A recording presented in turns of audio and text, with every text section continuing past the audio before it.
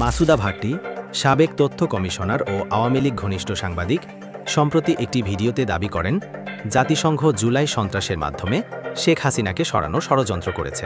বাংলাদেশে জুলাই সন্ত্রাসের মাধ্যমে শেখ হাসিনার সরকারকে ক্ষমতাচ্যুত করার প্রধান কারিগরদের তালিকা করলে প্রথম দিকেই যেসব নাম আসবে তার মধ্যে জাতিসংঘের নাম হয়তো মার্কিন যুক্তরাষ্ট্রের ডিপ স্টেটের পরেই আসবে। তিনি রাখাইনে অস্ত্র পাঠানো, শান্তিরক্ষা মিশন বাতিল এবং ইউএন প্রতিনিধি গুইন লুইসের নামে মিথ্যা উদ্ধৃতি দেন। তার উপস্থাপিত ছবির আসল উৎস প্যালেস্টাইনের গাজা, বাংলাদেশের সাথে কোনো সম্পর্ক নেই। গুইন লুইস এটাও স্পষ্ট করে বলেছেন যে জনগণ অংশ নিলেই নির্বাচন অন্তর্ভুক্তিমূলক হবে। জাতিসংঘ বা যুক্তরাষ্ট্রের এমন কোনো ষড়যন্ত্রের প্রমাণ নেই। মাসুদা ভাট্টি গুরুতর অসদাচরণের অভিযোগে 2025 সালের জানুয়ারিতে অপসারিত হন।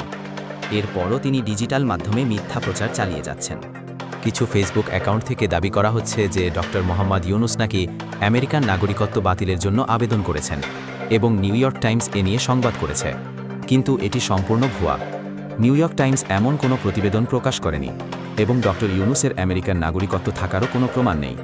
তার সিভিতেও শুধু বাংলাদেশের নাগরিকত্বের কথাই উল্লেখ আছে। সুতরাং এই তথ্য গুজব ও মিথ্যা অপপ্রচার ছাড়া কিছুই নয়।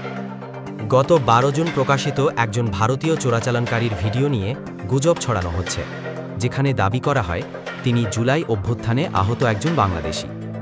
অথচ ফ্যাক্ট ওয়াচের অনুসন্ধানে নিশ্চিত হয়েছে ওই ব্যক্তি ভারতীয় নাগরিক নজরুল হক, যিনি রোগী সেজে কলকাতা থেকে ঢাকায় এসে কাস্টমসের হাতে ধরা পড়েন। তার কাছ থেকে মাদক, কসমেটিক্স ও অন্যান্য পণ্য জব্দ করা হয়। এই মিথ্যা প্রচার উদ্দেশ্যপ্রণোদিত এবং দেশের বিরুদ্ধে অপতথ্য ছড়ানোর পরিকল্পনারই অংশ। তথ্য যাচাই করুন, গুজব সম্পর্কে সতর্ক থাকুন।